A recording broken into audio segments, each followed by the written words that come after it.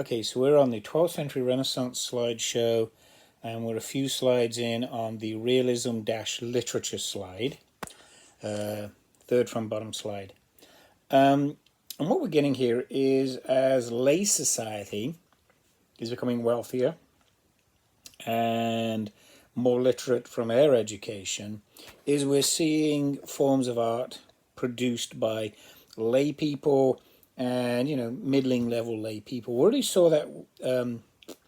We will see that with churches later on as people pay for things in their churches, in terms of the religious depictions. But in terms of literature, we can see a rise in realism, right, as ordinary people sort of talking about the world around them. More and more of this literature is in the vernacular. Vernacular means the native language, right? Latin has remained, since the fall of Rome, has remained the language of learning and to a large extent the language of government records. But we're getting more and more people using their vernacular, their native language. And so you'll see things in French and English and so forth. You still have the traditional epic poem, which is usually a very long, heroic poem from the old Germanic age. But you have more lyric poetry. Some of that is influenced by the Arabs, who are influenced by the Persians, right? Lyric poetry, a lot of which is love poetry. And we get the idea of romancing. Yeah? So much of the old literature didn't have a lot of romance in it, but we're seeing romance, courtly love. You have to woo the lady and win her heart and win her love. So some wonderful poetry, and other poetry that's just more about the beauties of the countryside, pastoral, which is an old tradition. But you're seeing then literature on knights fighting, but also literature on love and courtly love and so forth. Eleanor of Aquitaine was Queen of France for a while. The French king divorced her because she didn't have any sons, so the English king marries her. That's how they get Aquitaine temporarily. And then both in England and France, she is one of the leading patrons or patronesses of this lyric poetry and courtly love poetry, which has come up to the south of France. Aquitaine's in the south of France. She's inherited Aquitaine from Spain, from the Arab Spain. So that's been one of the first places in Europe influenced by this Arab and Persian poetry and so forth. And she encourages these poets and singers called troubadours who travel from castle to castle singing these beautiful songs and poems and love stories. And when she was Queen of France and then Queen of England, she took this to the French court and then the English court, and bringing in these sort of wonderful culture with her. One could almost say that Eleanor of Aquitaine helped civilize medieval Europe by bringing love poetry, the idea of courtly love, and all this other stuff. So quite influential. And the troubadours become these very popular singers and poets and so forth. So there's an interesting literature out there. There's also a more earthy set of stories called fabliaux, which tend to be I'm not even sure if they're they're not from the peasants, but they're lower down still. And these are often dirty jokes, literally. Very earthy stories. If you've read Geoffrey Chaucer's Canterbury Tales, some of the Miller's Tale, some of those stories are these very earthy, often crude, where there's a lot of humor and pranks and tricks and funny stories and characters doing goofy stuff. So we're seeing a broader range as a wider range of society are imprinting their literature, everything from dirty jokes to beautiful courtly poems, and we're seeing it and witnessing it from the society. And what it helps us realize, and you can even see that from the philosopher working on the highest realms of of knowledge to the person inventing a better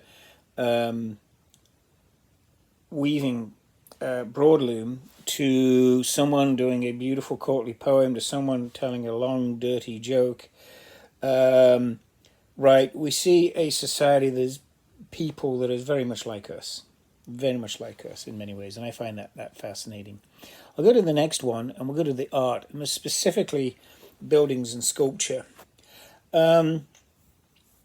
And again, when we go to the church reform slide, we're going to see this again a little bit, but this is a more formal view.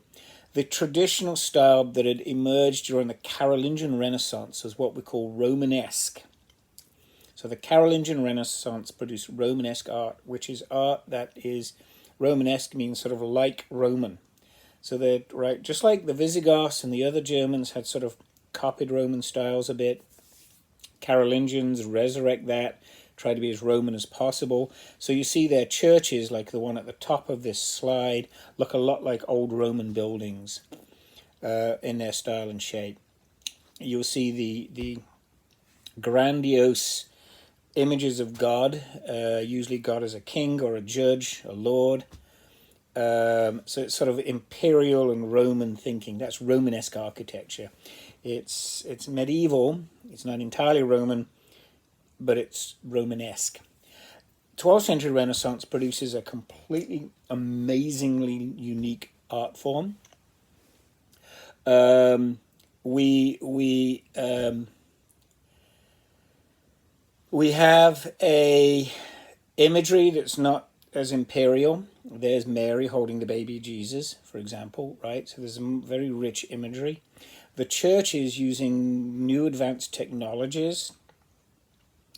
Can be huge, soaring, vertical, with beautiful walls of stained glass windows. They found ways of building walls that you can put in mostly window rather than mostly stone. And you have these magnificent structures. And if you look at the next slide, you see a close-up of some of the sculptures, as well as the soaring interior of a cathedral. That's why I've got realism and idealism. Gothic architecture is amazing technologically, absolutely beautiful artistically. You can see here, this Renaissance, they've taken the Hellenistic Roman knowledge as well as the Arab knowledge, but they haven't just copied it, right? They haven't just said, let's try and build a Roman church. They're building their own Gothic cathedrals, founded on that knowledge, improved on that knowledge, and build something amazing. This will be interesting contrast when we get to the later Italian Renaissance, the biggest and last of the medieval Renaissances. This is realism and idealism. You've got realism in the sculptures and the people and the paintings and the depictions, right?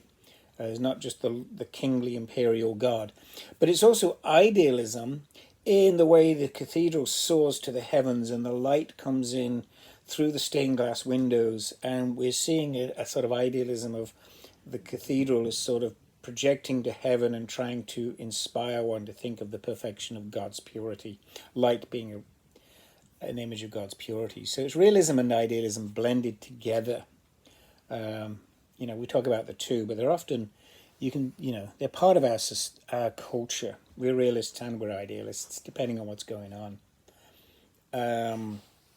Faith and reason, right? Church and state. These things are always in juxtaposition, tension, balance in our society, and they're coming out of the Middle Ages. That last slide especially. The angel on the left is in the Annunciation announcing to Mary that she's pregnant. What a happy angel. Look, you've got the Messiah. There's a magnificently built interior of a cathedral. And on the right, these are two German, I think this is from Strasbourg.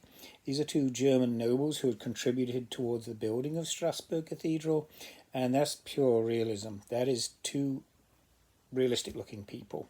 That's them. It's really cool. So this is magnificent technology in the building, and absolutely incredible works of art, and some really impressive works of literature at the same time, along with the philosophy that's evolving. It's quite an impressive cultural achievement in the 12th century Renaissance. It's going right alongside with that economic takeoff at the same period, 11th through 13th centuries. It's a very, very dynamic period.